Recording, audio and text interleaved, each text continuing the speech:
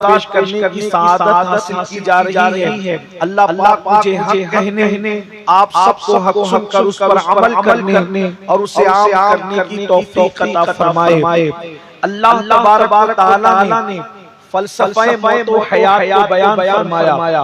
मुझसे पेशतर आपने शहजादे वाला तबार नबी अशरफुल औलिया हजरत अल्लामा पीर सैयद मुआज़ अशरफ जिलानी जो हमारे बड़े भाई हैं, उनका खिताब आपने समाअत किया। वो मुझे बड़ा मोहब्बत से कहते हैं, हालांकि वो मेरे महबूब ज़ादे हैं, हालांकि बड़े वही हैं। मैं उनसे पहले दुनिया में आया हूँ, लेकिन बड़े वही हैं। उन्होंने बड़ी नफीस और बड़ी खूबसूरत गुफ्तगू मौत और हयात से मुताल्लिक फरमाई।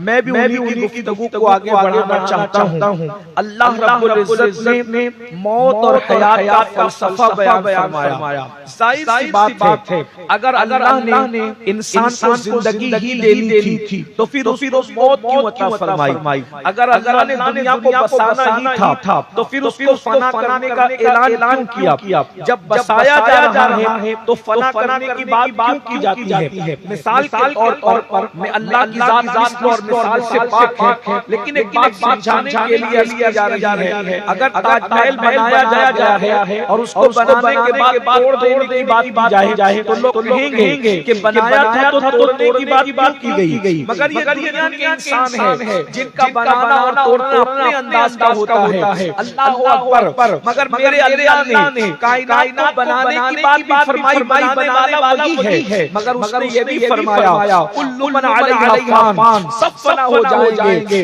अल्लाह रब्बुल इज्जत की जात भी रहने वाली है। अल्लाह अकबर। मौत पैदा की है तो फिर हयात पैदा की, और जब हयात पैदा की तो फिर मौत क्यों पैदा की? हयात और मौत का फलसफा क्या है? जब आबादी ही पैदा करनी थी तो वीराना क्यों पैदा करवाया? अल्लाह अकबर। तो मेरा अल्लाह हयात और मौत का फलसफा यूं बयान फरमाता है। अल्लाह अकबर। यहाँ हमारे मसले का बल्कि मसाइल का हल भी आपको मिल जाएगा। मेरा अल्लाह फरमाता है अल्लज़ी खलक़ल मौत वल हयात लियब्लुवकुम अय्युकुम अहसनु अमला। हमने जिंदगी और मौत को इसलिए पैदा किया ताकि हम तुम्हें आजमाएं, हम तुम्हें जांचें, हम तुम्हारा इम्तिहान लें कि कौन थोड़ी सी जिंदगी को पाकर अच्छा अमल करता है। अमल हसन नहीं, अहसन। अल्लाह अकबर। तफसील के साथ कहा जा रहा है अमल हसन के लिए भी हमें पैदा नहीं किया गया, अमल हसन के लिए अल्लाह ने सबसे अच्छे अमल जो ज्यादा अच्छे हैं, अच्छे अमल के लिए इंसान को पैदा किया। क्यों?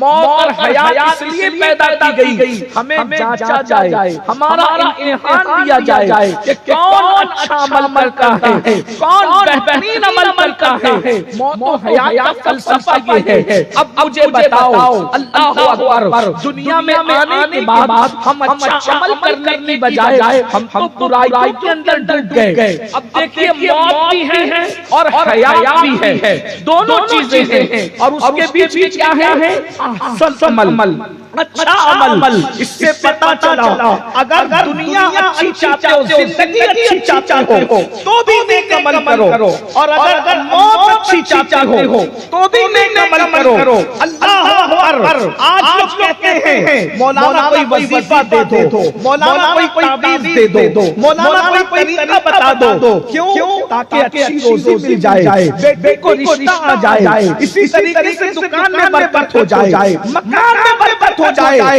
एक बात मैं अर्ज करूं, आपके सामने हुजूर ताजुल औलिया की शख्सियत जलवगर है। ये वो पीर नहीं है जो आपको अंधेरे में तारीकी में रखकर शरीयत से दूर करे और जहन्नम के गड्ढे में ढकेल दे। ये वो लोग हैं हैं अल्लाहु अकबर, जिसके खानदान ने 6 सदियों से ज़ायद से कौम की शरीयत और तरीक़त में यकसा रहनुमाई फरमाई है, इनकी मौजूदगी में अर्ज़ कर रहा हूँ, सुन लो, तावीज़ से अच्छा रिश्ता आए या ना आए, इसकी कोई गारंटी नहीं है। अगर बेटियों को अच्छा रिश्ता चाहते हो, अच्छा अमल करो, उसकी बरकत से अल्लाह तुम्हारी बेटियों को अच्छे रिश्ते अता फरमाएगा, तुम्हारे बच्चों को अच्छे रिश्ते अता फरमाएगा। और ऐ नौजवानों, तुम भी दर दर भिखारी बन कर फिर रहे हो, 28 साल उम्र हो गई, अच्छा रिश्ता नहीं आता, 30 साल उम्र हो गई, अच्छा रिश्ता नहीं आता, याद रखना, अरे अच्छे अमल से आखिरत अच्छी हो सकती है, तो अच्छे अमल से दुनिया अच्छी क्यों नहीं हो सकती। अमल अच्छा करो, उसकी बरकतें देखो। बहुत सारे लोग सोच रहे होंगे कि आखिर आपने किसको बिठा दिया कि क्या देखने करने से भी अच्छा रिश्ता आता है। मैं मिसाल आपके सामने रखूं, आपको अभी समझ में आ जाएगी। अल्लाहु अकबर, आपने सुना होगा, अगर अच्छा अमल काफिर भी करे तो अल्लाह उसको भी सिला अता करता है। थोड़ा कम कर, आवाज करा रही है, आवाज ऐसे खोल दे, सिर्फ इको छोड़ दे, कम कर दे उसको, ताकि लोग सिर्फ सुन सकें, मेरी बात पहुंच जाए। इको जो है वो नाखा के लिए जरूरी होता है, हमारे लिए उसको बहुत हल्का कर दे, कम, वरना ये समझ नहीं पा रहे हैं। बहुत सारी बातें ऐसी कान के ऊपर से चली जा रही है। अभी मुझसे पेशतर जो लोग बोल रहे थे, इको इतना ज्यादा था कि कुछ बातें समझ नहीं आ रही, समझ में नहीं आ रही थी। बात समझ में आनी चाहिए, मकसद तकरीर का ये है। एक बार सब मिलकर बुलंद आवाज से दुरूद शरीफ पढ़ लें। रब्बे सल्ले व सल्लिम दाइमन अबदा अला हबीबिका खैरिल खल्क़ि कुल्लिहिम, सलातम व सलामन अलैका या सय्यदी या रसूल अल्लाह, सलातम व सलामन अलैका या जद्दल हसन वल हुसैन व अला आलिका व अस्हाबिका या जद्दल गौस सकलैन। उम्मीद है माएँ और बहनें भी यहाँ मौजूद होगी। अच्छा अमल जिसे हम नेकी कहते हैं, नेकी इतना समर वाला दरख्त है, ऐसी फल लाने वाली चीज है कि अगर काफिर भी नेकी करे तो अल्लाह उसको भी महरूम नहीं रखता, अल्लाह काफिर को भी नेकी का सिला अता करता है। लेकिन चूंकि वो काफिर है, इसलिए उसकी नेकी का सिला उसको दुनिया में मिलता है, वो भी इसमें अल्लाह रब्बुल इज्जत की तरफ से कोई कटौती नहीं है। आखिरत में काफिर को सिला क्यों नहीं मिलता? इसलिए कि वो आखिरत को मानता ही नहीं, ये भी उसका अमल है। वो आखिरत को नहीं मान रहा है तो अल्लाह कहता है तू दुनिया को मानता है, तेरी नेकी का सिला मैं सिर्फ दुनिया में दूंगा, चूंकि तू आखिरत को मानता नहीं है। लेकिन मोमिन की शान ये है कि अल्लाह रब्बुल इज्जत उसकी नेकी का सिला उसको दुनिया में भी अता करता है और आखिरत में भी अता फरमाएगा। मगर नेकी कितनी बड़ी चीज है, अल्लाह का दुश्मन अगर नेकी करे अल्लाह उसको भी सिला देता है। जो खुदा दुश्मन को नेकी का सिला अता करे, वो खुदा अपने बंदों को कितना सिला अता करता होगा। गौर फरमाए, नेकी की अहमियत को समझो, नेकी की अहमियत को समझो। नेकी क्या है? अल्लाह के रसूल फरमाते हैं, अलबिर ला यबला वज़म्ब ला युनसा वद्दय्यान ला यमूत एमल मा शेता कमा तदीनु तुदान।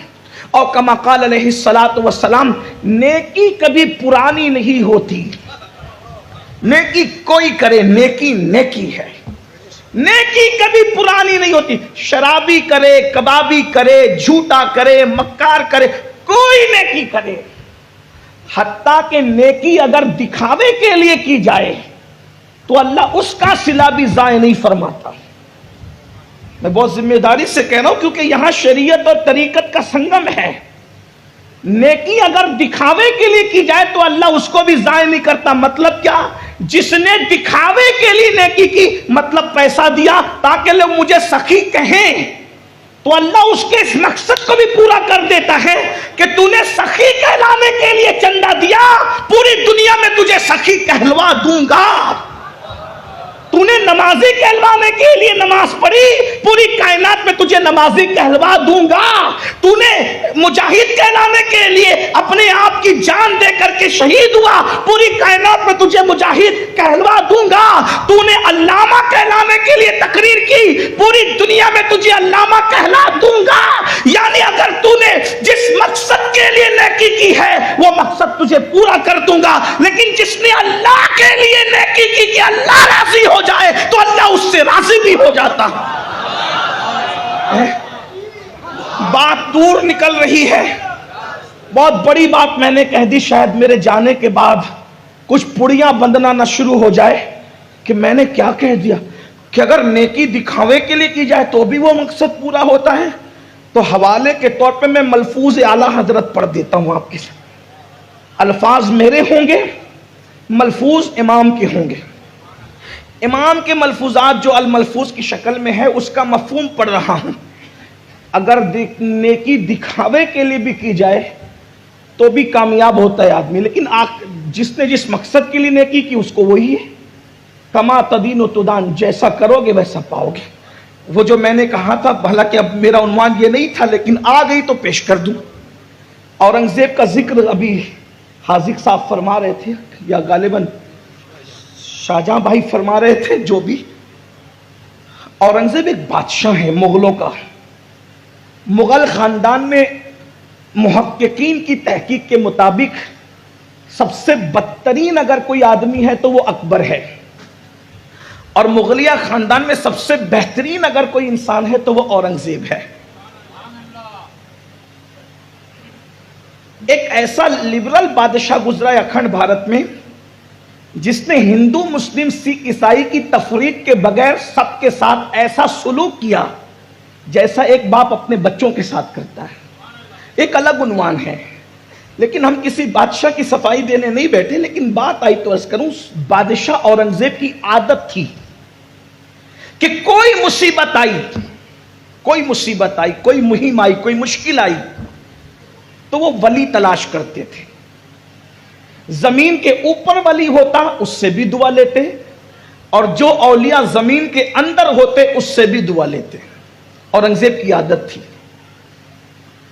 यानी उस दौर का बादशाह भी खुश अकीदा था, और इतना खुश अकीदा था कि वो जंग पे बाद में जाता था, पहले दुआ का सहारा लेता था।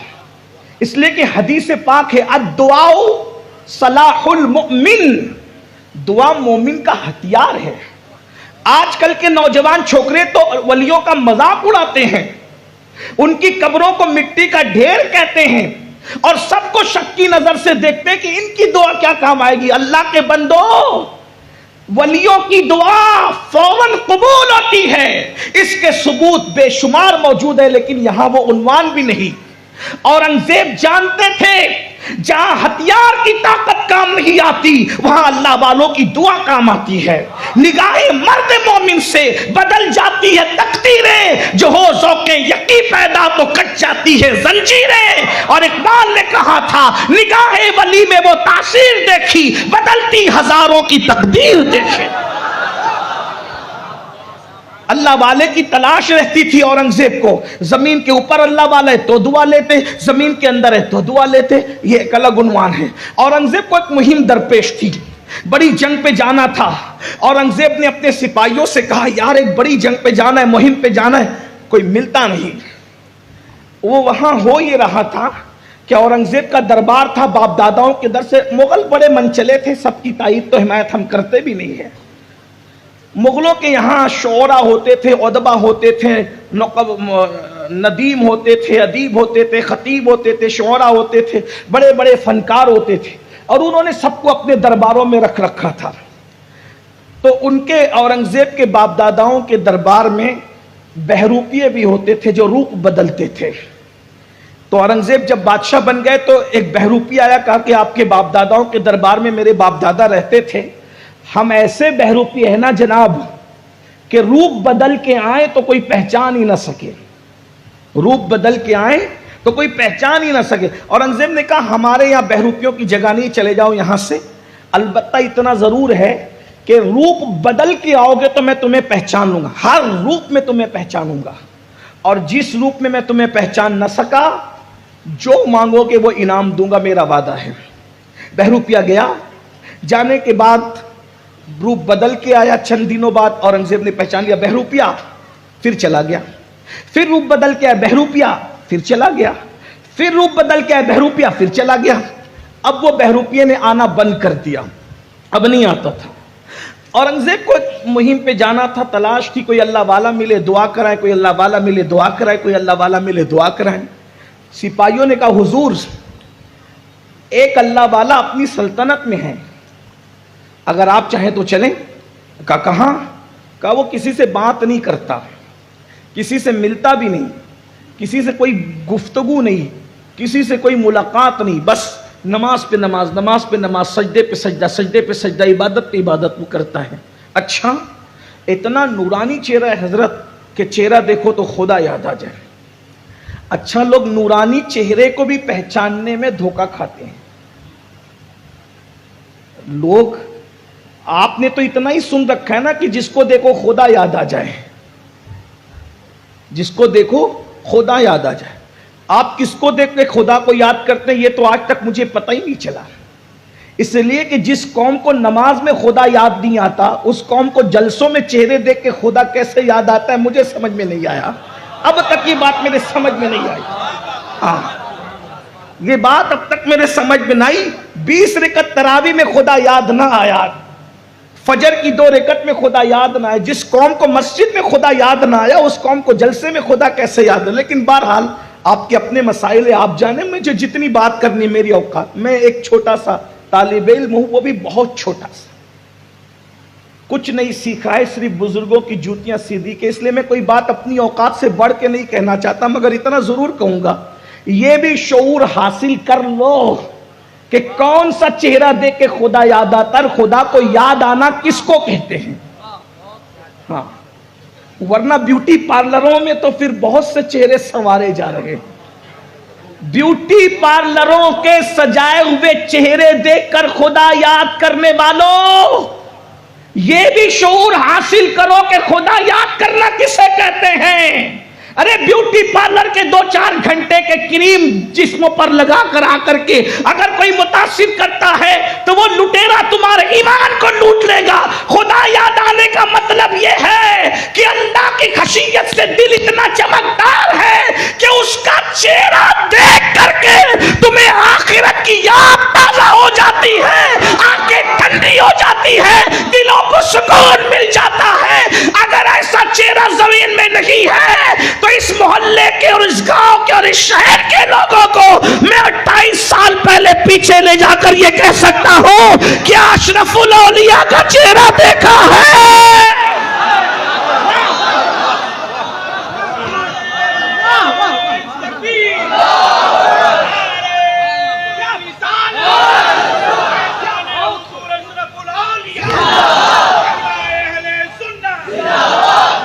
यही तो मातम की बात है कि जिस कौम को मस्जिद में खुदा याद नहीं आता, उसको जलसों में किस तरीके। बहरहाल एक बार तो कहा कि हुजूर इतना खूबसूरत और हसीन और जमील चेहरा है कि देखो तो खुदा याद। अब औरंगजेब तो फिर औरंगजेब है, वो बादशाह, उसने कहा भाई मुहिम में दुआ तो लेनी ही पड़ेगी।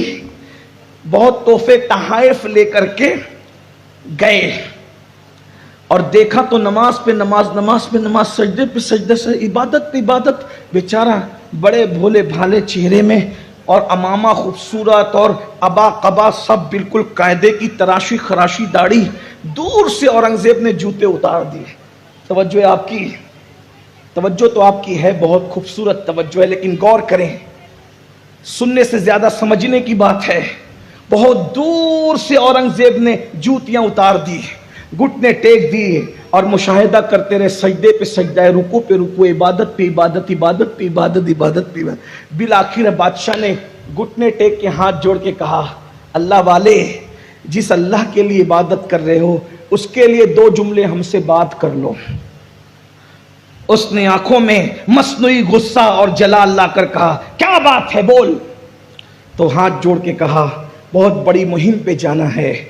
और औरंगजेब की आदत है, जब औरंगजेब किसी मुहिम पे जाता है तो अपनी ताकत पे भरोसा करने की बजाय अल्लाह वालों की दुआओं पर उसको एतमाद है। हाथ उठा के दुआ कर दे कि अल्लाह मुझे कामयाब कर दे। उसने हाथ उठाकर दुआ करने की बजाय अमामा सर से उतारा और अमामा सर से उतार के कहा, पहचाना? पहचाना? औरंगजेब की आंखों में खून उतर आया। अब पहचाना। मैंने कहा था ना मैं तुझे धोखा दूंगा और तू मुझे नहीं पहचानेगा, मैं वो बहरूपिया हूं। कहा, लेकिन मैं तुझे हर रूप में पहचान सकता था। मजहब के रूप में भी कोई धोखा देगा, ये औरंगजेब को कभी ख्याल भी नहीं गुजरा था। मैं अब तो पहचान गया तुझे, लेकिन मुझे ये ख्याल नहीं था कि ये लिबास नमाज के लिबास में, मजहब के लिबास में, मसलक के लिबास में, मशरक के लिबास में, अहलुल्लाह के लिबास में भी कोई धोखेबाज हो सकता है, बहरूपी। मुझे ये तसव्वुर भी नहीं गुजरा था, क्योंकि हम ये कभी तसव्वुर कर भी नहीं सकते थे। लेकिन चूंकि मैंने वादा किया था कि अगर तू मुझे धोखा दे लेगा, जो मांगेगा तुझे देंगे। मांग क्या मांगता है? मांग ले, क्या मांगता है? उसकी आंखों में आंसू थे। कहा, औरंगजेब अब कुछ नहीं मांगता। औरंगजेब अब कुछ नहीं मांगता। कहा, क्यों? इसी मांगने के लिए तो इतने जतन किए थे ना, अब क्यों कुछ नहीं मांगता? कम मुझे खुद आज पता चल गया, जब तुझे धोखा देने के लिए मैंने नमाज पढ़ी, जब मैंने तुझे, भाई यही तो था ना कि मैं तुझे धोखा दे लूंगा।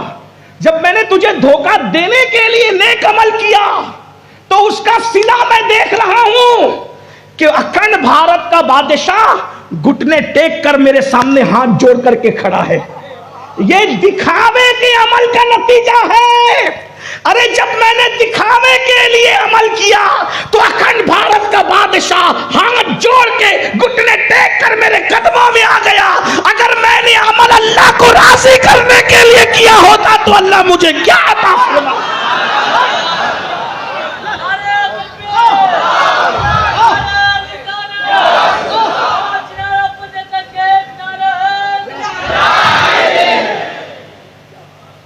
नेकी को समझो तो अलबिर ला यबला, नेकी कभी पुरानी नहीं होती। मेरे भाई, बहरूपिया नेकी करे तो बादशाह कदमों में आता है।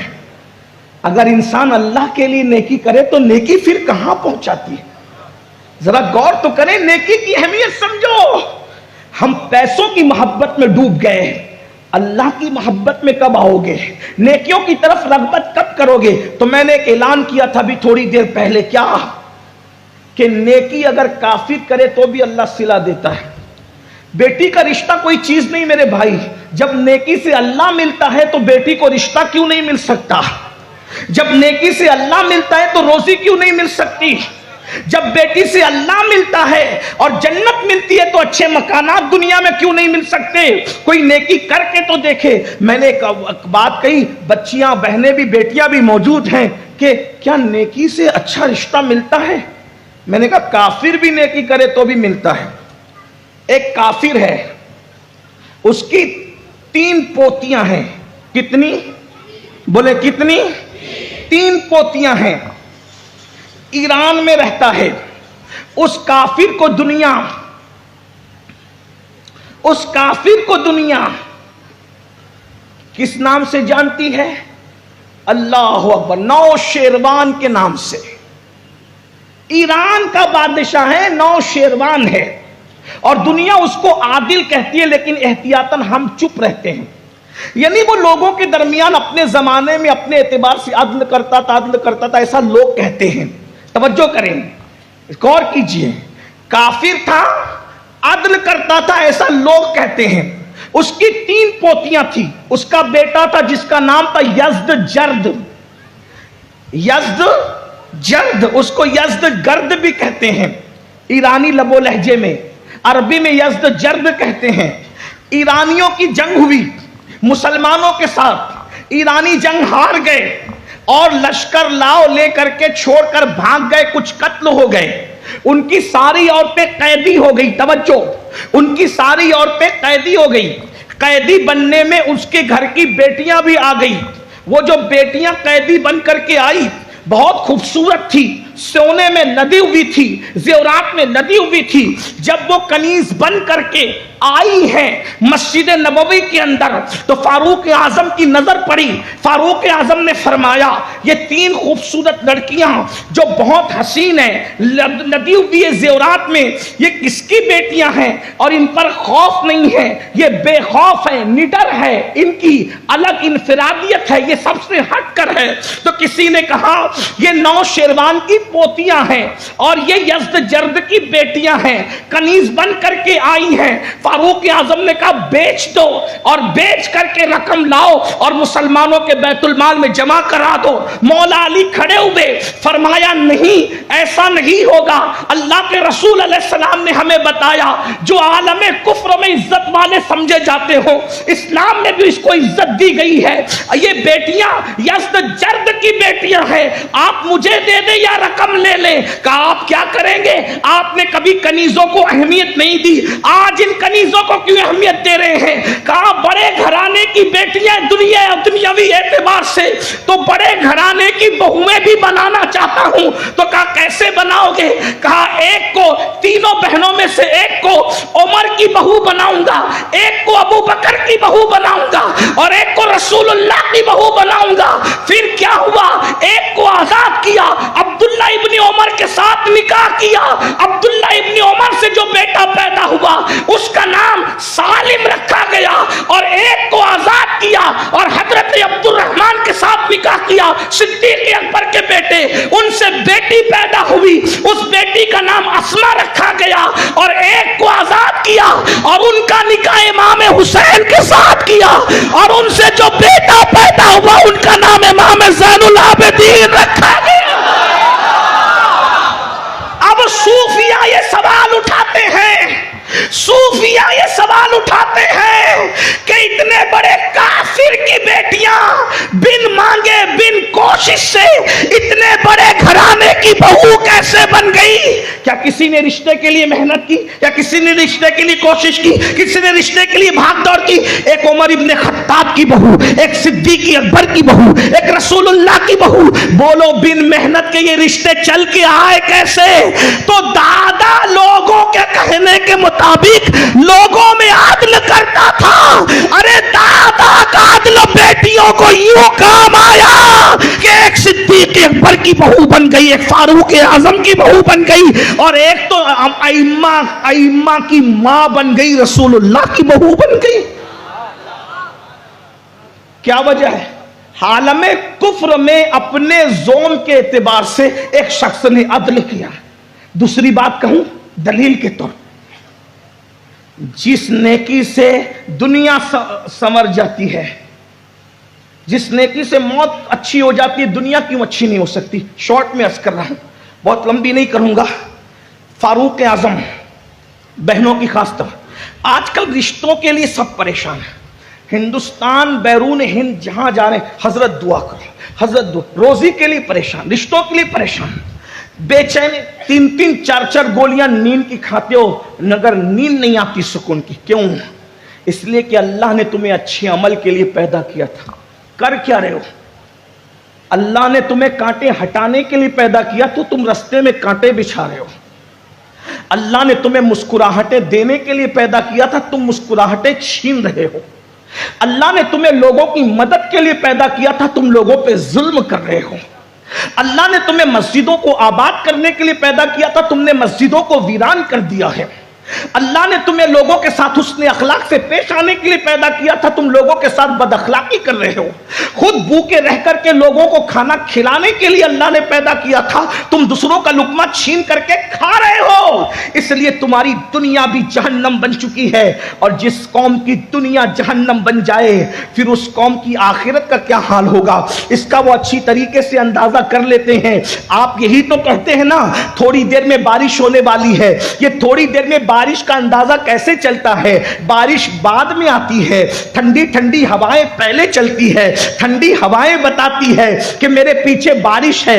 ऐसा ही है ना? अल्लाह अकबर। और जब गर्म हवाएं चलती है तो आप कहते हो अनकरीब आंधी आने वाली है, अनकरीब तूफान आने वाला है। ठंडी हवाएं बारिश का ऐलान करती है, गर्म हवाएं तूफान का ऐलान करती है। अब मुझे बताओ, जब तुम्हारे आमाल की वजह से रातों की तारीकियों में नरम नरम गद्दों पे लेटकर जिना की फिल्में देखने वालों, तुम्हें चैन की नींद आएगी, तुम्हें सुकून की नींद आएगी? सूद के लुक्मे अपने हलक के नीचे उतारने वालों, वो सूद जो सूअर खाने से भी बदतरीन जुर्म है।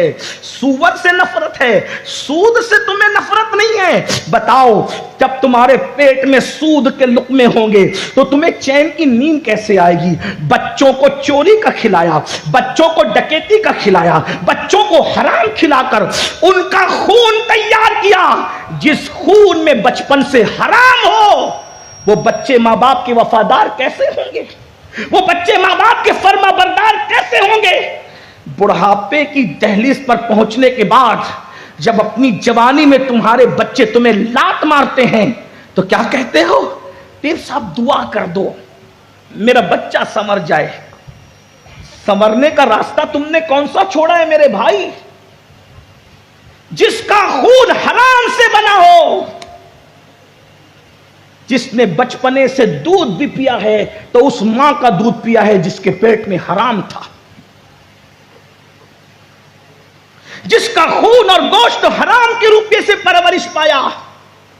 जो हराम खा के पलते हैं, न कभी वो मां बाप के वफादार हो सकते हैं, न कभी मुल्क के हो सकते हैं, न कभी मिल्लत के हो सकते हैं। इस्लाह मुआशरा के जलसे सिर्फ इनकलाब पैदा नहीं कर सकते जब तक हमारे लुक्मों की इस्लाह ना हो। हराम रुपया जेब में लेकर हलाल चीजों की तहकीकात करने के लिए निकले हो, किराना दुकान पे मिलावट कर रहे हो, तेल में मिलावट, दूध में मिलावट, झूठ बोल के धंधा करते हो। किसी का ले लिया, लेके हड़प कर लिया, फिर दाढ़ी बढ़ा ली, सर पे टोपी रख ली। याद रखना, अल्लाह के रसूल अलैहिस्सलाम ने यहां इशारा करके कहा था, अत्तक़वा हां हुना, तकवा यहां है। और हमारा तकवा कहां है? यहां है। रसूलुल्लाह ने कहा था तकवा यहां है और हमारा तकवा यहां है। मैं तुम्हें धोखा दे सकता हूं तकवे की बातें करके, तुम मुझे धोखा दे सकते हो, अल्लाह को धोखा नहीं दे सकते। वो अलीमुम बिज़ातिस सुदूर है। जब हम गुफ्तगू करने बैठते तो वली कुतुब और अब्दाल की तरह गुफ्तगू करते हैं। हमारी तन्हाइयां कैसी, जरा बताओ। सूफिया कहते हैं अच्छे इंसान की पहचान यह है कि उसकी तन्हाई अच्छी हो। अपनी तन्हाई जरा एक बार चेक तो करो मेरे भाई। नौजवानों से लेकर बुढ़ों तक को पूछता हूं कि जरा अपनी तन्हाई चेक करो कि तन्हाई में करते क्या हो। लोग देख रहे हो तो बड़ा लुकमा नहीं खाते, और अल्लाह देख रहा हो तो क्या क्या नहीं करते, बताएं। लोगों के देखने का एहसास है, खुदा के देखने का एहसास नहीं है। इकबाल ने कहा था, मताए दीन और दानिश लुट गई अल्लाह वालों की, ये किस काफिर अदा का गमज़े खूरेज है साकी। मगर हम मायूस नहीं है, नहीं इकबाल मायूस अपनी किश्ते वीरा से, जरा नम हो तो ये मट्टी बड़ी जरखेज है साकी।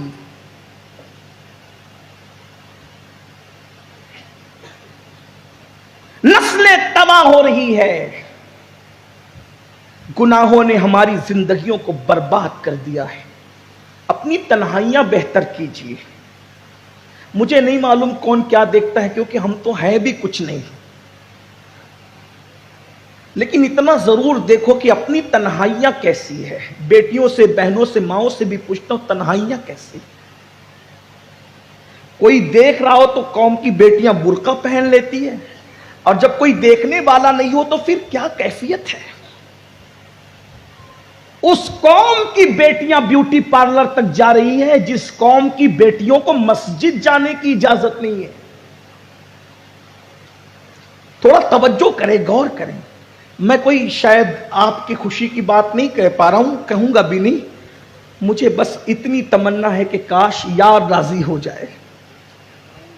अल्लाह की खुशी की बात चंद जुमलों में कहना चाहता हूं। वो जरा बताएं तुझे, दीनदार बनते हो, मस्जिदों के जिम्मेदार हो, मदरसों के जिम्मेदार हो, समाज के जिम्मेदार हो, दाढ़ियां बढ़ा ली, हर साल हज है, हर साल उम्रा है, हाजी साहब, नमाजी साहब, ये साहब वो साहब।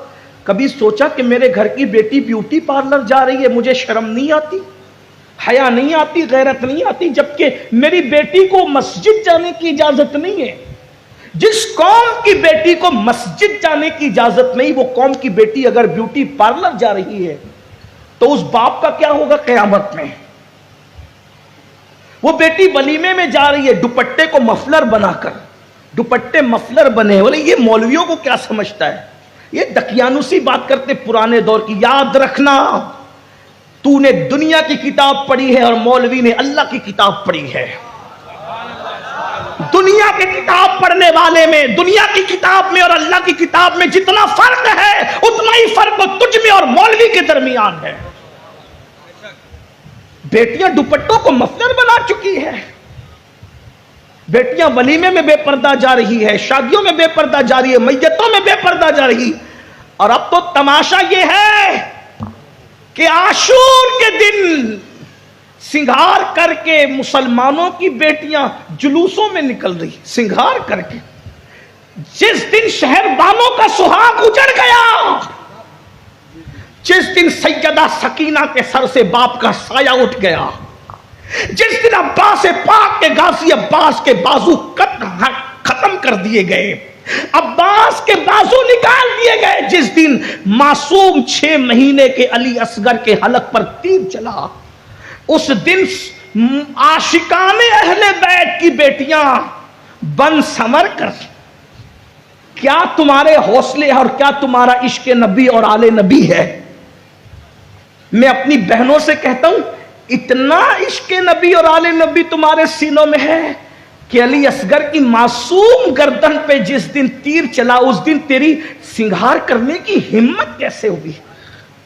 अगर यही इश्क अहले बैत है तो अल्लाह तुम्हें कभी वो दिन न दिखाए, कभी अपने बेटे की मैयत पर भी तो किसी दिन ऐसा सिंगार करके दिखाओ, तो हम जाने कि आपको कितना इश्क है। और कोई रोकने वाला भी नहीं है, कोई टोकने वाला भी नहीं है। और जो रोकते टोकते उनको क्या कहते हैं, ये यजीदी है, बल्कि यजीदी नहीं भी कहते हैं, ये यजीदी है। ये तुम्हारा मेयार है, इल्मी मेयार है, इश्क का मेयार है। अल्लाह के बंदो जरा गौर करो, जरा सोचो। अल्लाह के सच्चे रसूल सादिक व मज़दूक सल्लल्लाहु अलैहि वसल्लम ने फरमाया, जन्नत के दरवाजे पर मैंने शबे मेराज एक इबारत लिखी हुई देखी। अल्लाह के हबीब फरमाते हैं कि मैंने लिखा हुआ देखा कि जन्नत दय्यूस पर हराम है, हराम। तो सहाबे किराम ने पूछा, या रसूल अल्लाह, ये दय्यूस किसे कहते हैं? तो आका इरशाद फरमाते हैं, जिसके घर की औरतें बेपर्दा घूमे और वो मना न करे, वो दय्यूस है, दय्यूस। अल्लाह ना उसकी नमाजें कबूल करता है, ना दुआएं कबूल करता है, ना फर्ज कबूल करता है, ना नफल कबूल करता। वो दय्यूस है, उस पर जन्नत की खुशबू भी हराम है। कहीं दय्यूस तो नहीं बन गए? ये अल्लाह के रसूल फरमा रहे, हम तो सिर्फ नकल कर रहे, हमें अपनी बात करने का कोई हक ही नहीं। तो बहरहाल बात दूर चली गई। अर्ज क्या कर रहा था, रिश्तों की बात चल रही थी। फारूक आजम का दौर है। दौरे फारूकी में फारूक आजम ने ऐलान किया, दूध में पानी मिलाकर नहीं बेचा जाएगा। और फिर फारूक आजम चेक करने के लिए निकलते भी थे, गली घूमते थे, तलाश करते थे कि लोगों का हाल क्या है, लोगों की कैफियत क्या है, लोगों का क्या मामला है। तो अचानक रात की तारीकी और सन्नाटे में फारूक आजम ने एक आवाज सुनी। बूढ़ी आवाज थी, कपकपी तारी थी का, बेटी जल्दी से दूध में पानी मिला तो इससे पहले कि सुबह हो जाए। जब बूढ़ी आवाज ने रात का सन्नाटा तोड़ा तो ऐसे में जवान आवाज अपनी रानाइयों के साथ कानों से टकराई कि अम्मी तुम्हें पता नहीं कि अमीरुल मोमिनीन ने दूध में पानी मिलाकर बेचने से मना फरमाया है। बूढ़ी औरत ने कहा कि अमीरुल मोमिनीन तेरा अभी सो रहा होगा, उसको अपनी खुद की खबर नहीं होगी, तेरी क्या खबर है। अमीरुल मोमिनीन नहीं देख रहे, मिला दे पानी। उस लड़की ने कहा अम्मी अमीरुल मोमिनीन नहीं देख रहा है मगर अल्लाह तो देख रहा है ना। बस ये बात अमीरुल मोमिनीन के दिल पे इतना असर कर कि इतनी नेक बच्ची आपने दीवार पे निशान बना दिया। दीवार पे निशान बनाया और चले गए। सुबह अपने बेटों को बुला के कहा मैं बूढ़ा हो गया हूं, अब ना निकाह नहीं कर सकता, अब शादी नहीं कर सकता। तुम में से कौन है जो उस लड़की से शादी करे जो रात की तन्हाई में भी ये तसव्वुर रखती है कि अल्लाह उसे देख रहा है। एक बेटे ने कहा ठीक है अब्बाजान मैं निकाह कर लूंगा। और उसके बाद सुबह को गए, खुद रिश्ता अमीरुल मोमिनीन के घर का रिश्ता चल कर आया। तवज्जो है आपकी, बेटियों की तवज्जो, बहनों की तवज्जो। अमीरुल मोमिनीन 3 बर्रे आजमों पर हुकूमत करने वाला अमीरुल मोमिनीन, बिला शिरकते गैरे 3 बर्रे आजमों का हाकिम किसी की कुटिया में चल कर जा रहा है रिश्ता लेकर अपने बेटे के लिए। क्यों?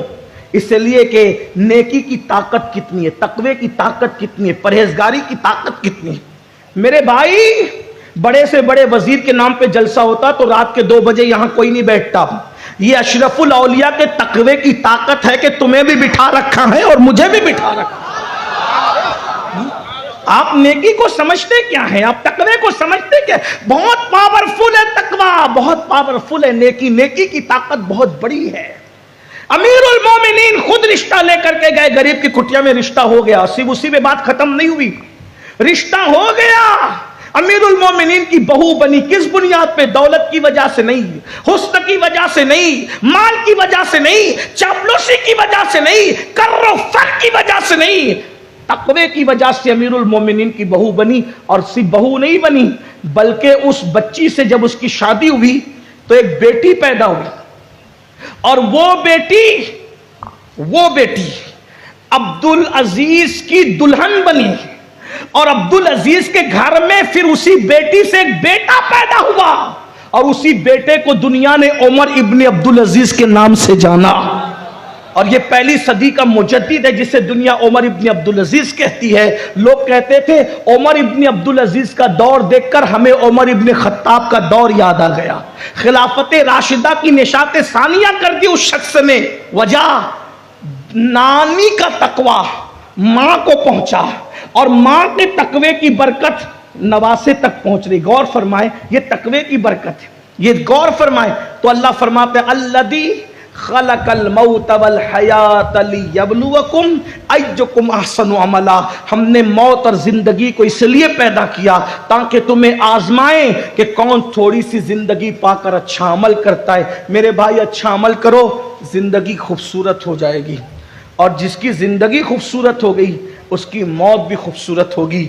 बस 2 जुमले कह के अपनी बात खत्म करना चाहता हूं। मेरे भाई, जब जिंदगी अच्छी से मुराद क्या? नरम गद्दा मेरे नजदीक अच्छी जिंदगी नहीं है। किसी कहने वाले ने कहा था सो जाते हैं फुटपाथ पे अखबार बिछाकर, मजदूर कभी नींद की गोली नहीं खाते। नरम गद्दों से, पैसों के बल पे नरम गद्दे खरीदे जा सकते हैं, सुकून की नींद नहीं खरीदी जा सकती। अच्छी जिंदगी क्या है? अच्छी जिंदगी को एक जुमले में बयान कर दूं, अच्छी जिंदगी का मतलब यह है जो अल्लाह को पसंद हो। अब जुमला सुन लें, बात एंड की तरफ ले जा रहा हूं, वक्त ज्यादा हुआ, मुझे भी जाना है और मखदूम साहब का बयान भी आपको, मखदूम इब्ने मखदूम हुजूर ताजुल औलिया का खिताब भी आपको भी सुनना है, मुझे भी सुनना है, हमें मलफूजात हजरत के सुनने। लेकिन तवज्जो करें, अल्लाह की पसंद की जिंदगी तुम गुजारो। तवज्जो है, अल्लाह की पसंद की जिंदगी तुम गुजारो, तुम्हारी पसंद की मौत अल्लाह तुम्हें अता फरमाएगा। दुनिया में तुम अल्लाह की पसंद का ख्याल करो, आखिरत में अल्लाह तुम्हारी पसंद का ख्याल फरमाएगा। ये बात है, बस इतनी सी बात है और कोई नहीं। फलसफा मौत और हयात यही है, अल्लाह को क्या पसंद है अपनी पसंद खत्म कर दो, अपनी पसंद खत्म कर दो, अल्लाह तुम्हारी पसंद का ख्याल फरमाएगा। एक मिसाल दूं, हालांकि वक्त ज्यादा हो गया लेकिन मिसाल दूं, तवज्जो करें। कितने लोग दिल में है तो ही बोलना, झूठ नहीं बोलना। कितने लोग हैं जो मदीने मुनव्वरा जाना चाहते हैं? सुभान अल्लाह, सबको मदीने मुनव्वरा दिखाए, बार बार दिखाए। और अब यह भी सही बोलना, कितने लोग हैं जो मदीना छोड़कर आ जाना चाहते हैं? कोई नहीं। उस्ताद ज़मान मौलाना हसन बरेलवी ने कहा था, मर के जीते हैं जो जाते हैं मदीने को हसन। मर के जीते हैं जो जाते हैं मदीने को हसन, जी के मरते हैं जो आते हैं मदीना छोड़कर। भाइयों, आशिकों की तबीयत तो यह है कि अगर मदीने मुनव्वरा और जन्नत को इख्तियार में दे दिया जाए कि मदीने में रहोगे कि जन्नत में रहोगे, तो आशिक कहता है जन्नत लेकर क्या करो, सैरे गुलशन कौन देखे दश्ते तैबा छोड़कर, सूए जन्नत कौन जाए दर तुम्हारा छोड़कर। यार की गली छोड़ के कौन जन्नत में जाए? बोलो, मदीने में रहना, मदीने मुनव्वरा में रहना सबकी पसंद है कि नहीं है? अल्हम्दुलिल्लाह। बताओ, जब मेरे और तुम्हारे जैसे गुनहगार, सियाकार, बदकार 1450 साल बाद के आशिकाने रसूल की पसंद है कहां रहना? मदीने मुनव्वरा में रहना। तो वो इमाम हुसैन जो पैदा मदीने मुनव्वरा में हुए थे, बड़े मदीने मुनव्वरा में हुए थे, 56 साल तक मदीने मुनव्वरा में जिंदगी गुजारी थी। माँ का खुल्द आशियां रोजा कहां है? मदीने मुनव्वरा में है। बड़े भाई कहां है? मदीने मुनव्वरा में है। गमगुसार नाना कहां है? मदीने मुनव्वरा में है। अल्लाह अकबर। दादा अमीर हमजा कहां है? मदीने मुनव्वरा में है। बोलो, इमाम हुसैन का सब कुछ कहां था? मदीने मुनव्वरा में था। लेकिन खुद की पसंद क्या थी? मदीने में रहना। और अल्लाह रसूल की पसंद क्या थी? मदीना छोड़कर करबला जाना। देख रहे, दो पसंद है। क्या? अपनी पसंद मदीने मुनव्वरा में रहना, और अल्लाह रसूल की पसंद मदीने मुनव्वरा छोड़कर दीन बचाने के लिए कहां जाना? इमाम हुसैन की पसंद क्या? अगर बात समझ में आ गई तो जवाब दे दे। इमाम हुसैन की पसंद क्या? मदीने मुनव्वरा में रहना। अल्लाह रसूल की पसंद क्या? दीन बचाने के लिए कहां जाना? करबला मोहल्ला में जाना। मदीने मुनव्वरा में ठंडी हवाएं, करबला में तपती हुई रेत। मदीने मुनव्वरा में कंधों पे उठाने वाले, करबला में लाश पे घोड़े दौड़ाने वाले। मदीने मुनव्वरा में साकिए कौसर, करबला के अंदर पानी पर पैरा बिठाने वाले। बोलो, राहतें यहां थी, मुसीबतें वहां थी, लेकिन इमाम हुसैन ने बताया सच्चा आशिक वो नहीं होता, वफादार वो नहीं होता जो अपनी पसंद को तरजीह देता है। अरे वफादार तो वो होता है जो अपनी पसंद पर यार की पसंद को तरजीह देता है। इमाम हुसैन ने कहा, मेरी पसंद है मदीने मुनव्वरा में रहना, अल्लाह रसूल की पसंद है मिशन और दीन बचाने के लिए करबला में जाना। मेरी पसंद है राहतें, अल्लाह रसूल की पसंद है मुसीबतें। मेरी पसंद है साकिए कौसर, अल्लाह रसूल की पसंद है फुरात के किनारों पर पैरा बिठाने वालों से मुकाबला करना। इमाम हुसैन ने अपनी पसंद को कुर्बान कर दिया तो अल्लाह ने इनाम ये दिया, हुसैन तूने दुनिया में मेरी पसंद पर अपनी पसंद को कुर्बान कर दिया। मैंने जो चाहा वो तूने दुनिया में किया, अब तू जो चाहेगा वो तेरे साथ किया जाएगा। अरे कब्रों के निशान मिट जाते हैं, लेकिन जब तक दुनिया रहेगी तेरा गुंबदो मीनार चमकता रहेगा। हर मोहल्ले में तेरी नस्लें आबाद रहेगी, हर जगह तेरा जिक्र आबाद रहेगा। अल्लाह अकबर। दोस्तों से भी तेरे डंके बजवाऊंगा और दुश्मनों से भी दुरूद इब्राहिम पढ़वा करके तेरे जिक्र करवाऊंगा। देख रहे हैं, तुम दुनिया में ख्याल करो, आखिरत में अल्लाह तुम्हारी पसंद कर। तुम जो चाहोगे वो होगा, तुम जो चाहोगे।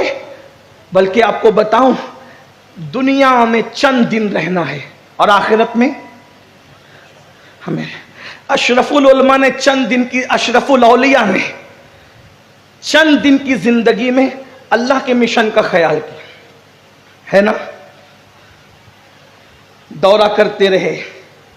बल्कि मुझे तो अहबाब ने बताया कि जब हुजूर कादरी मियां मुद्दज़िल लौलाली बवक्त विसाल सरहाने नहीं थे, तो यहाँ के मुरीदीन चाहते थे कि आपकी तबीयत ज़्यादा मौत के करीब लगती है तो आपके शहजादे को बुला लें। मरते वक्त तो कौन नहीं चाहता कि बेटा सराहने खड़ा रहे, कौन नहीं चाहता भाई। लेकिन हुजूर अशरफुल औलिया ने क्या फरमाया, नहीं, वो अल्लाह के मिशन पर है, उनको वहीं रहने दो। गौर फरमाए, तवज्जो फरमाए, जिसको अपनी जान और औलाद से ज्यादा अल्लाह का मिशन प्यारा था। और ये जो मखदूम अशरफ मिशन है ना, ये तो नाम मखदूम अशरफ का है, मखदूम अशरफ का मिशन खुद अल्लाह रसूल का मिशन है।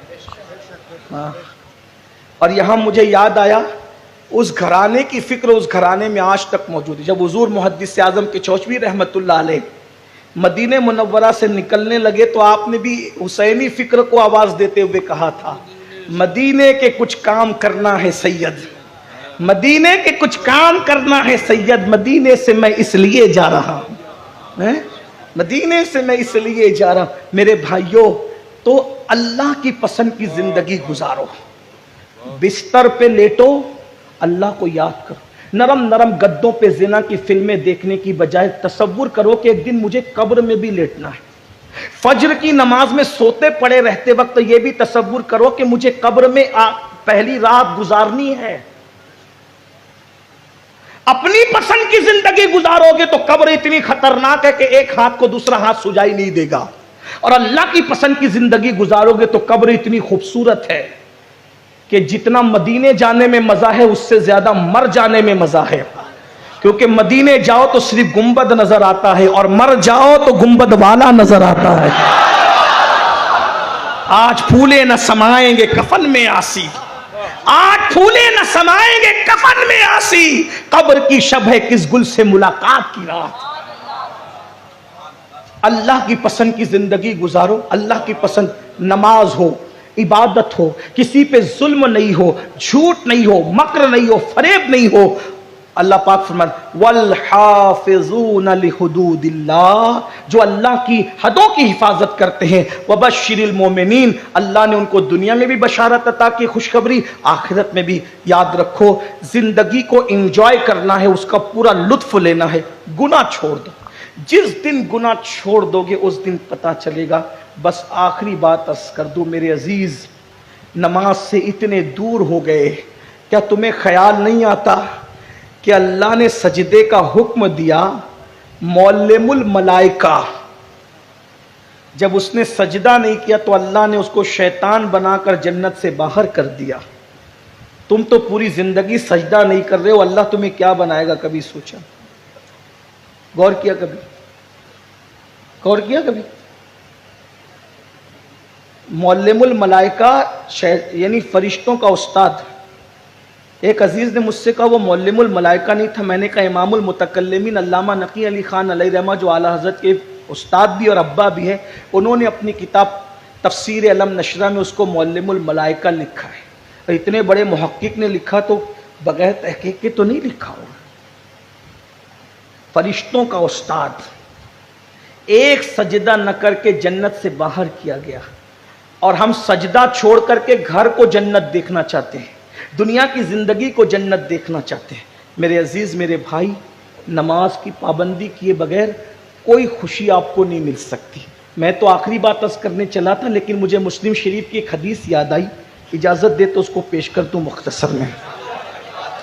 मुस्लिम शरीफ की हदीस है जिसका मफहूम ये है, अल्लाह के रसूल सल्लल्लाहु अलैहि वसल्लम ने इरशाद फरमाया कि मेरा दिल चाहता है कि मैं किसी को कहूं कि अजान दे, और किसी को कहूं कि वो नमाज पढ़ा दे, और मैं मोहल्ले में निकल जाऊं और उनके घरों को आग लगा दूं, जो लोग मस्जिद में नमाज पढ़ने के लिए नहीं आए।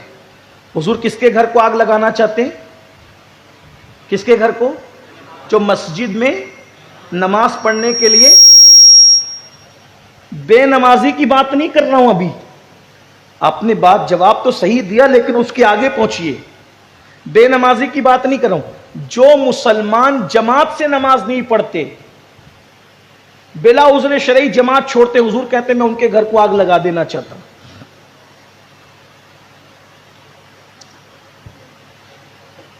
भाइयों, जो जमात से ना पढ़े हुजूर उसको आग लगा देना चाहते हैं, जो सिरे से पढ़ते ही नहीं, जो जुमा भी नहीं पढ़ते। अब हम क्या कहने लगे?